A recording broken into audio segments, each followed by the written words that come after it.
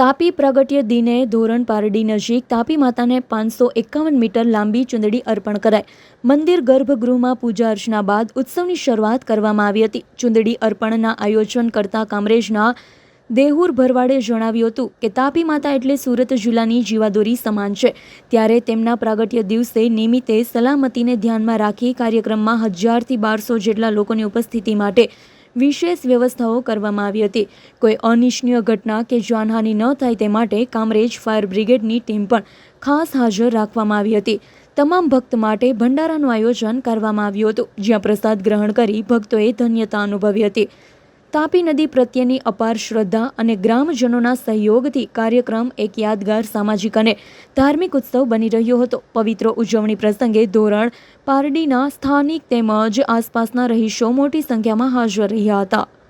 મારું નામ દેહુરભાઈ રાજુભાઈ પરવાડ. શું કાર્યક્રમ અહીંયા આજે તાપી માતાનો જન્મદિવસ હતો. તાપી માતા એટલે અમારે સુરત જિલ્લાની જીવાદોરી સમાન ગણાય અને 1 કરોડથી વધારે લોકોની જીવાદોરી છે, જે કરોડ લોકોની પાલનહાર છે. તાપી માતા સૂર્યપુત્રી તાપી માતા છે, એમનો આજે જન્મદિવસ હતો. એટલે એના જન્મદિવસ નિમિત્તે આજે અમે માતાજીને 551 મીટર લાંબી ચુંદડી ચડાવવાનું અમે આયોજન રાખેલ હતું. શું બાબતનું ધ્યાન રખાયું છે? અમે અહીંયા ફાયર સેફટીનું બધું જ રાખાયું હતું. કેટલા લોકો ઉપસ્થિત હતા?